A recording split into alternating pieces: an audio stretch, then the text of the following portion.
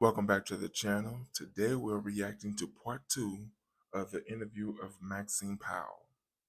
Please let me know your thoughts about this interview in the comments. But before we get started, I want you to consider checking out my second YouTube channel. The link is in the description box below. Help me get this video to 500 likes, and as always, don't forget to like, share, watch more videos, and subscribe to the channel. So tell me about what you did at the Copa. At the Copacabana, whenever we thought we had the artists ready for national exposure, the Copacabana was the place. And of course, I was there with them as a finishing instructor and to see that everything went well and that they stayed with the routine that was planned for them. And I answered the door. And the telephone, every call. I had my bar set up and I mixed every drink. I never had anyone to have too much to drink in my room. Melvin, the Temptation once said to me, Miss Powell, I have to have 5 of these before I even know I've had a drink. I said, yeah, because all I want to do is relax you and that you are an artist, so you don't need strong drinks. So then, the artist couldn't understand. Why does she go to the door when she answered the door? And she said, my name's Maxine Powell, and offer them her hand. They didn't come to see her, they came to see us. So I had to explain to them, there's going to be prominent people coming to see you, and outstanding stars or whatever. And if you don't know their name, they get insulted because they feel you should know them. So the idea, since I'm a finishing instructor and I represent the company, I'll say to them, hello, I'm Maxine Powell. And guess what happened? I did that one night, and this gentleman said, and I'm Joey Bishop. And I said, well, Mr. Bishop, I'm so thrilled. The girls will just be love that you've come to pay respect to them. Once you come in, and I would fix him a drink or whoever.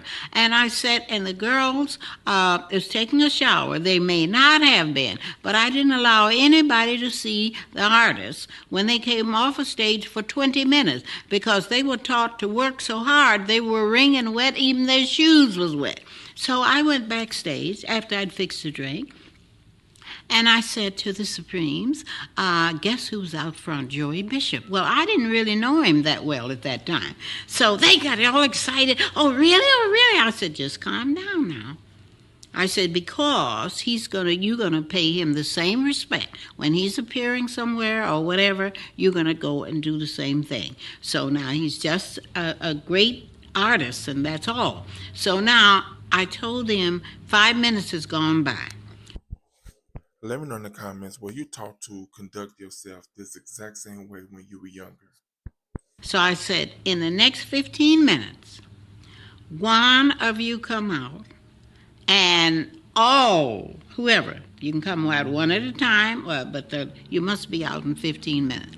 And they had lounging robes to wear backstage in their little dressing room where they were primed. Then they had the ones to wear when they came out into it was a hostess coat into the room to greet their guests. So they were ready, and they looked like they stepped out of a van box each time. See, and so that was.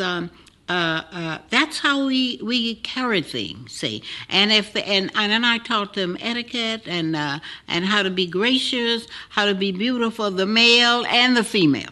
You see, I remember one time with and then one other thing. The main thing when they appeared at the Copacabana or the Latin Casino or any place like that, main thing was to go downstairs to the kitchen, and I wanted one waiter and someone to bring the food up. And I'd find out what they wanted to eat and order it. And then I gave instruction that the minute that they did their last number and started up on the elevator, that is the same time I wanted someone to bring the food up. And then they wore little soft girdles. They would take them off. I'd have them take everything off, have the TV on for them, and I treated them like they were king and queen. You see, and then I would answer the door. I would bring back souvenir booklet or whatever it was that they wanted autographed or whatever, and I would take it in the back where they were and tell them to sign it while they were eating, you see. But you don't have to stop, just sign it in between or whatever. And Great. Maybe you could give me a brief story about Martha Reeves. oh, about Martha Reeves. She was adorable to work with. And I didn't have a lot of problems with her with the new dress and the new this because she wasn't into the real glamour clothes. She was more or less was concerned about her vandellas. They always looked nice, but she was always teaching them and always trying to get them to do a certain something. But then when we were on the Motown review, Martha did have a problem. She wasn't as secure as she wanted to, and she didn't feel as good about herself. And so it would take her maybe till 12 o'clock to kind of get herself together where she could feel relaxed and talk to people. So I said to her one day, Martha, it's because you don't wake up happy. I want to see you wake up smiling and happy. I want to see you handle every situation. No one is as great as you. You're your own person. And we have to work on that. I said, do you want, well, Miss Powell, it just looked like it takes me, I don't know how long to get, I said, well, do you want me to help you with that? And she said, yeah. So I said, what we're going to do, we're going to go to a bookstore and try to find what we call a joke book. And so we looked, we did, and we looked, and we finally found one that was kind of funny.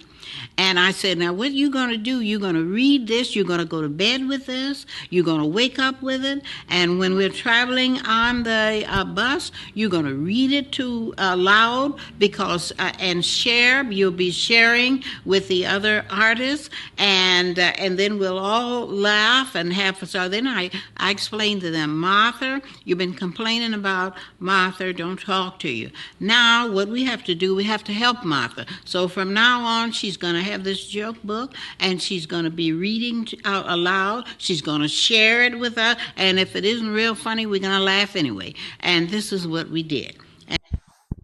Tell me something in the comments. Does this sound like something that you would like to implement within your life? Not only just for you, maybe your kids or other people in your family? And then Martha got better, you see. Great. Tell me about Smokey. You were going to tell me. Oh, about Smokey. Well, you know, my theory is to stand tall. Push your hip bones forward, and let's see your eyes. And because the number one places around the country, they're not going to participate. They came to be entertained. So they're not going to entertain you. They're going to stand and give you a standing ovation. So Smokey, that was part of his act, to get down on his knees, and then the miracles, they always lean forward.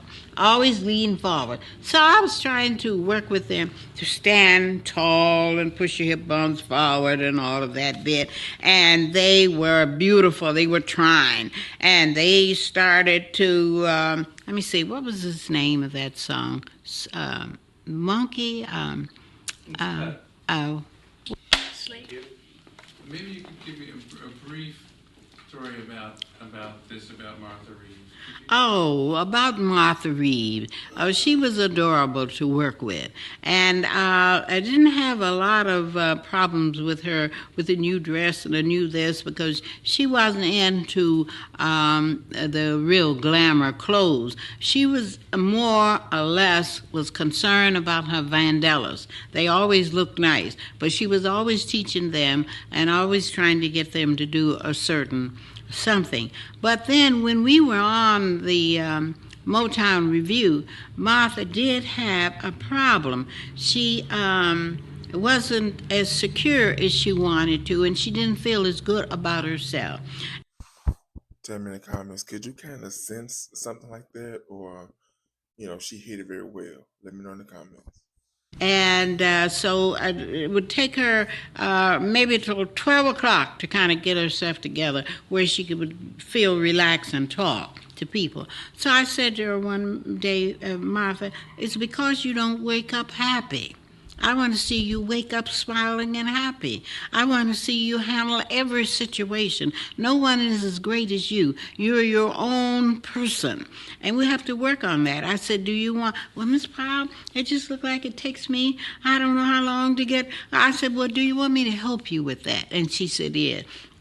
So I said, what we're going to do, we're going to go to a bookstore and try to find what we call a joke book.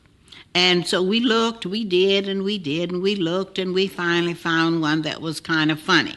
And I said, now what you going to do, you're going to read this, you're going to go to bed with this, you're going to wake up with it, and when we're traveling on the bus, you're going to read it to loud because and share. You'll be sharing with the other artists, and then we'll all laugh and have. So then I explained to them, Martha, you've been complaining about Martha, don't talk to you.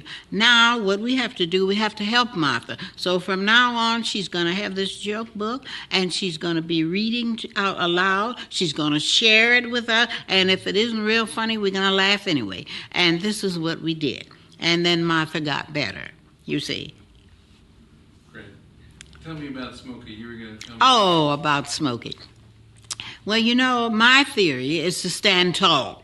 Push your hip bones forward, and let's see your eyes. And because the number one places around the country, they're not going to participate. They came to be entertained. So they're not going to entertain you. They're going to stand and give you a standing ovation. So Smokey, that was part of his act, to get down on his knees. And then the miracles, they always lean forward.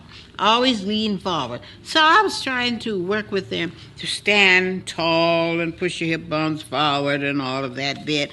And they were beautiful. They were trying. And they started to, let me see, what was the name of that song? Monkey? Okay.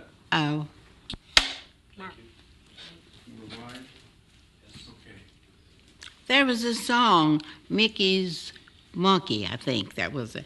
And that was one of the Smokey and the Miracles hit.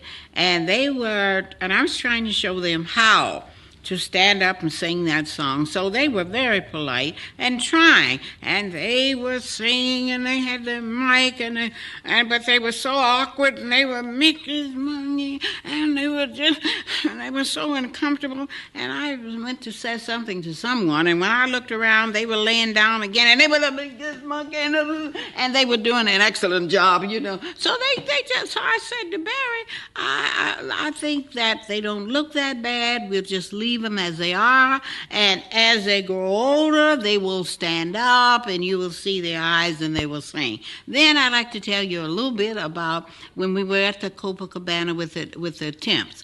They said, "What? Now this is supposed to be such a great club, and they don't even have a stage." I said, "But it's a prestige club." And I said, "You're not at the Fox Theater. You're on a different level now."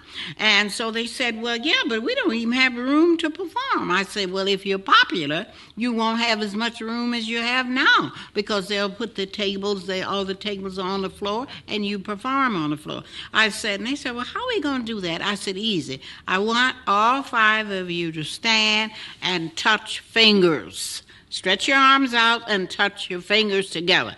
That's all the space you need to perform, not only here but in life. If you cover every inch of where your fingers are, you've done a thing." So they did. That settled that. Then they went out and they performed.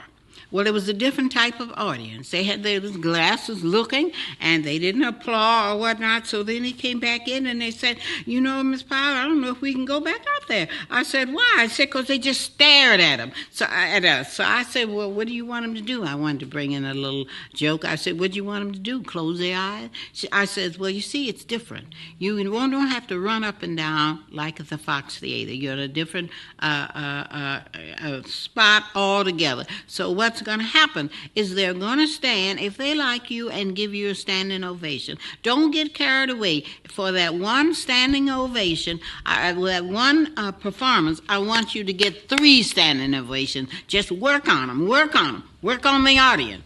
And that's what they did. Running out of film. Tell me in the comments, out of the Temptations, what is your favorite Temptation song? Yeah. Good ending. Perfect. And we have another one loaded. You were going to tell me about shopping for clothes for. Well, I shopped for Diana Ross, the Supremes. I remember we were on the Dean Martin show, and it was the scene was going to be hot pink, and it was the only time we weren't ready, and so we went shopping. I went shopping in a strange town, and I think Andy Williams' wife at that time took me shopping, but where the places that they took me, I couldn't get the things that I needed. I needed hot pink, but I needed a size 5, 7, and 9. So when we got back to the hotel, I asked there where was a bridal shop, you see, and where was the leading bridal shop, and there I found a hot pink dresses 5, 7, and 9, and it had a little jacket and then sleeveless, and it was just fine. And later on, where we didn't have a lot of money, but I splashed those dresses with rhinestone, you see, so it gave another look for another show. And then I bought them mini dresses, and I did their makeup. And then when they got to the place where they felt they could do their own makeup, if I saw lipstick or whatever that I saw would look good, and each one had their section, I kept it beautiful in the back there in their little dressing room. Each one had their section and their mirror and whatnot, so that I would buy a lipstick and what I knew as a makeup artist what they needed. And if I made a mistake and it wasn't quite so, it should be, I just take it off the table. They'd never miss it because they had many lipsticks or whatever there. And then it came to the nails. Most of them was nervous and they had small nails. So I went to a factory in New York and bought a whole case of nails. And this is what I did because I studied cosmetology, so I ended up a manicurist too, you see. So, and I used to work at it. So I filed these nails down. So she's a jack of all trades. Let me know, do you fit that description? You see, so that each one had their own set. And that was at the time where you had the powder, and then you put the solution in and just on the nail and apply it to their real nails, and it would stick. Then you file them down to the shape they wanted. Well, then I kept those with their name on it, see, on their box, so we could use them over and over. And then the nails look good, you see. All parts of the body should look well groomed and polished. And then who else was it? Oh, and with Martha, we had to shop for a certain dress. Well, we didn't have any problem, and we found a beautiful dress and then you had to be sure that the youngsters liked the dresses, because after all, it's hard to perform or to do something that you don't like. So they cooperated beautifully, and we bought beautiful dresses, and then they looked good every day. We used walking suits, you see, so that I could change a blouse. I always carried 3 blouses and whatever, and jewelry, see, so we could look more glamorous or whatever. And then we used walking suits, you see, and we could dress them up or down. And Let me ask you just one different kind of question. What are you proudest of about that whole time when you worked with Motown?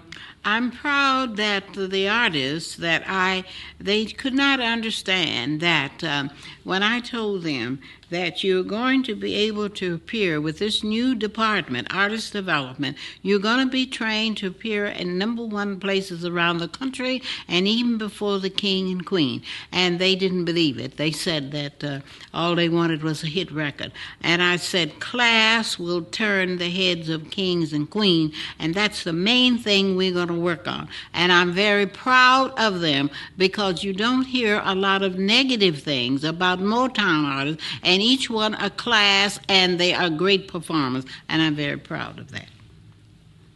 was the idea of this kind of training for people new? I mean, was Barry Gordy very clever and He to didn't do know this sort of anything thing? about it. I mentioned earlier, it's hard for me to get that through, that I had to finish in a modeling school and that I worked with just ordinary people, and they worked for Packer and as model and Chrysler and Dodge, and they didn't have a feel for black girls. Dodge loved them so well, and the fellows they did them in color. I just can't make it clear. It seems like a miracle. Nothing is a miracle. You see, I don't care about anyone's color or where they live or how much money they have. I've never met anyone that I could not improve, and they stand tall around the world. Now, they may be slow, but there's only 4 things you need in this world, and that is to develop the skill of listening. And second is to develop the skill of following positive guidelines, whether you think it will work or not.